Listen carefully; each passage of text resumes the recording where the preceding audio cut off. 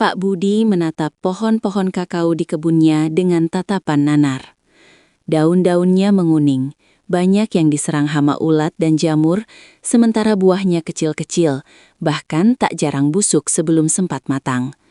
Tanah di bawahnya terlihat tandus, miskin hara, tak lagi mampu menopang kehidupan yang subur. Sudah lebih dari 20 tahun ia mengandalkan kebun seluas 1 hektar ini untuk menghidupi keluarga kecilnya, tetapi hasilnya tak pernah sepadan dengan peluh yang ia curahkan. Desa Mekarsari, tempat ia tinggal, mayoritas penduduknya adalah petani kakao, dan nasib mereka tak jauh berbeda dari dirinya, terperangkap dalam lingkaran kemiskinan dan keputusasaan. Harga biji kakao kering yang mereka jual selalu rendah, jauh di bawah standar pasar internasional karena kualitasnya yang dipertanyakan. Bagaimana lagi, Bu?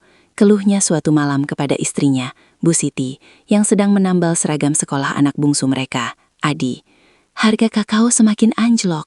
Anak-anak butuh seragam baru, buku pelajaran, dan sebentar lagi musim panen tiba. Tapi aku tidak yakin hasilnya akan cukup untuk makan sehari-hari pun. Suara Pak Budi terdengar serak, dipenuhi beban pikiran. Bu Siti hanya menghela napas panjang. Sorot matanya menunjukkan kekhawatiran yang sama. Mereka punya 3 anak. Rina, anak sulung yang sebentar lagi lulus SMP dan ingin melanjutkan sekolah ke kota. Rizal, yang aktif di sekolah dasar, dan Adi, si bungsu yang selalu bermimpi memiliki sepeda baru. Kebutuhan mereka terus bertambah, sementara pendapatan Pak Budi stagnan, bahkan cenderung menurun. Rasa malu sering menghinggapi Pak Budi ketika melihat tetangga lain yang anak-anaknya bisa mengenakan pakaian layak atau sesekali membeli jajan. Kondisi menyedihkan ini bukan tanpa sebab. Pak Budi dan petani lain di desanya masih menerapkan cara-cara lama yang diwariskan turun-temurun tanpa banyak perubahan. Mereka menanam kakao tanpa memperhatikan jarak tanam yang ideal, sehingga pohon-pohon saling berebut nutrisi dan sinar matahari. Pemangkasan batang dan ranting jarang dilakukan, membuat kebun rimbun dan lembab, menjadi sarang empuk bagi hama dan penyakit seperti penggerek buah kakao atau penyakit busuk buah. Mereka juga tidak tahu menau soal pemupukan yang tepat, membiarkan tanah semakin kehilangan kesuburannya. Yang paling krusial, ketika panen, biji kakao hanya dijemur seadanya di bawah terik matahari, tanpa proses fermentasi yang krusial untuk menghasilkan aroma dan rasa coklat yang berkualitas tinggi. Akibatnya, biji kakao mereka selalu dicap sebagai kakao asalan, hanya laku di harga terendah oleh para tengkulak yang kemudian menjualnya kembali dengan keuntungan besar. Suatu hari, kabar tentang sebuah lokakarya pertanian kakao di kabupaten sebelah sampai ke telinga Pak Budi melalui pengumuman di kantor desa. Lokakarya itu diselenggarakan oleh sebuah lembaga swadaya masyarakat atau LSM yang bekerja sama dengan Dinas Pertanian setempat, berjanji untuk mengajarkan teknik budidaya dan pasca panen kakao modern yang berkelanjutan. Awalnya Pak Budi ragu. Ia sudah sering mendengar janji-janji manis semacam itu, yang pada akhirnya hanya membuang waktu dan biaya yang ia tidak punya. Namun dorongan dari Bu Siti, yang melihat keputusasaan di mata suaminya, serta desakan dari dalam hatinya yang menginginkan perubahan drastis, membuatnya memutuskan untuk pergi. Tidak ada ruginya mencoba, Pak. Siapa tahu ini jalan kita, kata Bu Siti, mencoba menyemangati. Perjalanan ke kabupaten cukup jauh dan memakan biaya transportasi yang tidak sedikit. Tetapi apa yang ia dapatkan di sana membuka matanya lebar-lebar. Seorang penyuluh pertanian muda bernama Ibu Rina, dengan semangat yang menular, menjelaskan dengan gamblang tentang pentingnya memilih bibit unggul yang tahan penyakit, mengatur jarak tanam yang ideal agar setiap pohon mendapatkan nutrisi cukup, melakukan pemangkasan rutin agar sinar matahari bisa masuk dan nutrisi terdistribusi dengan baik, serta yang paling penting, proses fermentasi biji kakao. Ibu Rina menunjukkan slide foto biji kakao yang terfermentasi sempurna dan biji kakao yang tidak. Perbedaan warnanya sangat mencolok, begitu pula dengan aroma dan rasanya. Fermentasi bukan hanya soal rasa, Pak, jelas Ibu Rina dengan antusias. Ini kunci untuk mengeluarkan potensi penuh dari biji kakao kita, meningkatkan kualitas, dan tentu saja, harga jualnya bisa berkali lipat. Pak Budi merasa seperti disambar petir. Selama ini ia hanya tahu menanam dan memanen, tanpa pernah memahami ilmu di baliknya. Pak Budi pulang ke desa Mekarsari dengan semangat membara, seolah-olah beban bertahun-tahun terangkat dari pundaknya. Ia menceritakan semua yang ia pelajari kepada Bu Siti dengan detail dan semangat yang belum pernah ia tunjukkan sebelumnya. Awalnya, Bu Siti sedikit skeptis, mengingat kegagalan-kegagalan sebelumnya yang sering membuat suaminya putus asa. Namun, melihat tekad baja yang terpancar dari mata suaminya, ia memberikan dukungan penuh. Kalau memang ini jalan terbaik, Pak, kita coba. Kita tidak akan tahu hasilnya kalau tidak mencoba, dan kita tidak bisa terus-menerus hidup seperti ini. Maka dimulailah perjalanan transformatif Pak Budi. Ia mulai dari kebunnya sendiri. Dengan modal seadanya, ia membeli beberapa bibit unggul yang direkomendasikan Ibu Rina, meskipun jumlahnya terbatas. Ia mulai memangkas pohon-pohon kakao tuanya yang rimbun dan sakit, membersihkan gulma yang selama ini dibiarkan tumbuh liar, dan mencoba membuat kompos dari sisa-sisa tanaman untuk pupuk organik. Pekerjaan itu sangat berat, memakan waktu dan tenaga. Tetangga-tetangganya memandang dengan curiga, bahkan ada yang terang-terangan mencibir. Pak Budi sudah gila, pohon sehat kok dipangkas habis-habisan, nanti tidak berbuah, kata salah satu tetangga sambil tertawa sinis. Buang-buang waktu saja, ujung-ujungnya sama saja, sahut yang lain. Pak Budi tidak menggubris. Ia percaya pada apa yang ia pelajari, meskipun hatinya seringkali teriris mendengar ejekan itu. Tantangan terbesar datang saat ia mencoba proses fermentasi. Ibu Rina menjelaskan bahwa fermentasi membutuhkan kotak kayu khusus dengan sirkulasi udara dan kontrol suhu yang ketat. Pak Budi tidak punya kotak kayu semacam itu, dan untuk membelinya pun ia tidak punya uang. Dengan kreativitasnya, ia menggunakan karung goni berlapis plastik yang diletakkan di tempat teduh, mencoba meniru kondisi ideal yang dijelaskan Ibu Rina. Ia mencoba mengumpulkan biji kakao, memasukkannya ke dalam karung, dan menutupnya rapat-rapat, berharap mikroba akan bekerja seperti yang dijanjikan. Hasilnya, beberapa kali percobaan pertama gagal total. Biji kakao malah berjamur, mengeluarkan bau asam yang menyengat, atau membusuk, sama sekali tidak menghasilkan aroma coklat yang diharapkan. Ia hampir menyerah, merasa putus asa lagi. Sudah kubilang, Pak, itu rumit. Jangan-jangan memang tidak cocok untuk kita, kata Bu Siti, mencoba menghibur, tetapi kekhawatiran juga tersirat di suaranya. Namun Pak Budi ingat pesan Ibu Rina, jangan menyerah pada kegagalan pertama, jadikan itu pelajaran berharga. Ia terus belajar, membaca buku panduan tipis yang diberikan Ibu Rina, dan bahkan sesekali menelepon Ibu Rina untuk bertanya dan meminta petunjuk.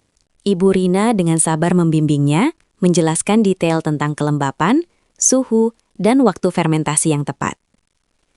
Setelah beberapa percobaan, akhirnya ia berhasil menciptakan proses fermentasi yang sederhana, namun efektif, menggunakan wadah seadanya.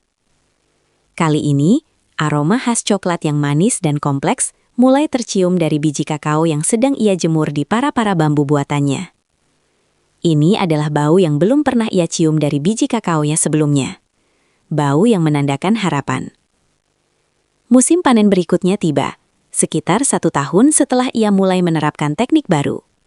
Pohon-pohon kakao Pak Budi menunjukkan perbedaan yang mencolok dibandingkan kebun tetangga. Buahnya lebih besar, lebih banyak, kulitnya lebih mulus dan berwarna cerah. Setelah panen, ia dengan teliti melakukan proses fermentasi dan pengeringan sesuai standar yang ia pelajari. Setiap langkah, ia lakukan dengan hati-hati, seolah mengukir masa depannya. Ketika biji kakao keringnya siap dijual, ia membawanya ke pengepul langganan, Pak Herman, yang selama ini selalu menawar harga rendah tanpa banyak basa-basi. Namun kali ini, Pak Herman terkejut. Budi, biji kakao ini aromanya berbeda sekali, lebih harum dan khas. Warnanya juga lebih gelap dan seragam, kata Pak Herman sambil memegang segenggam biji kakao milik Pak Budi, mengamatinya dengan seksama. Ini biji kakao fermentasi Pak Herman, saya coba terapkan ilmu baru yang saya pelajari, jawab Pak Budi dengan sedikit gugup, jantungnya berdebar kencang. Pak Herman mencicipinya, mengunyah biji kakao kering itu perlahan, ekspresinya berubah menjadi kagum. Ini kualitas ekspor Budi, aku berani beli dengan harga 2 kali lipat dari harga biasa. Bahkan, aku bisa hubungkan kamu dengan pabrik coklat di kota yang mencari biji berkualitas seperti ini. Jantung Pak Budi berdebar kencang. Kali ini bukan karena gugup, melainkan karena rasa syukur dan kebahagiaan yang meluap-luap. Ia tidak menyangka hasilnya akan secepat ini, sebesar ini.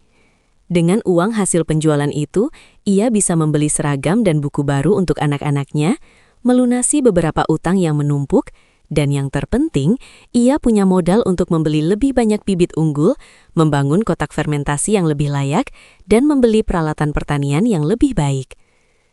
Malam itu, di rumah sederhana mereka, keluarga Pak Budi merayakan dengan makan malam istimewa.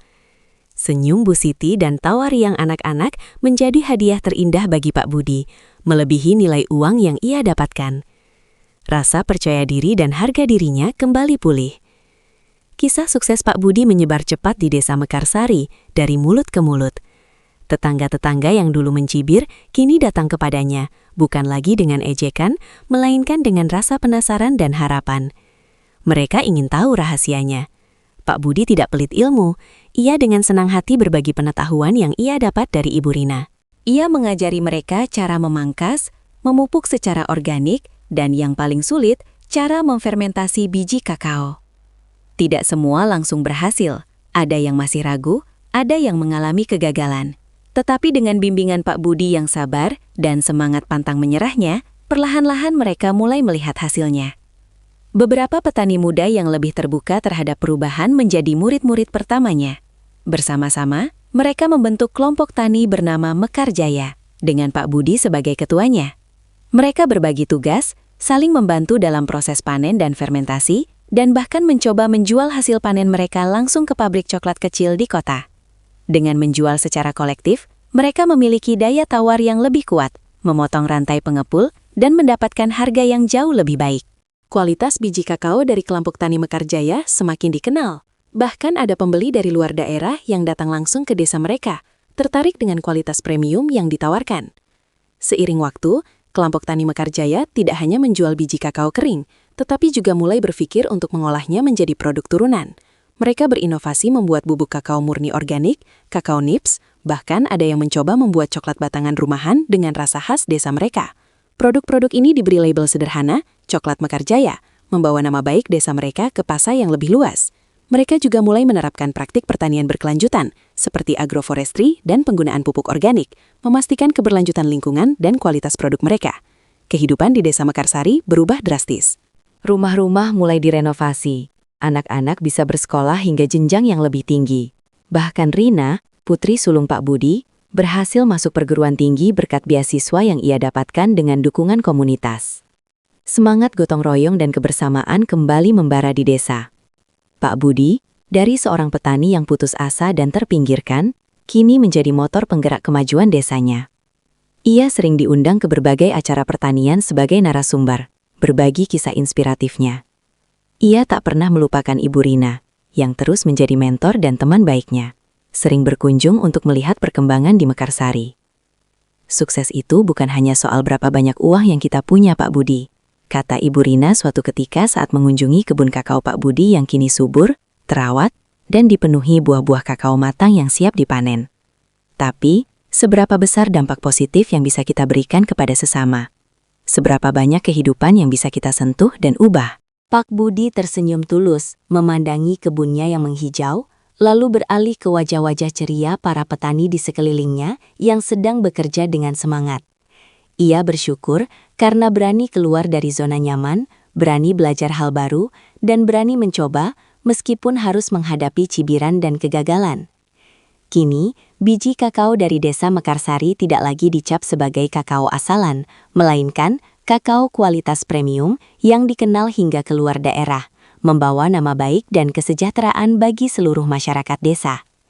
Perjalanan panjang dari keputusasaan menuju harapan telah mengubah hidupnya dan desanya menjadi sebuah kisah inspiratif yang terus diceritakan, menjadi bukti nyata bahwa dengan tekad, ilmu, dan kebersamaan, setiap tantangan bisa diubah menjadi peluang keberhasilan yang manis seperti coklat terbaik.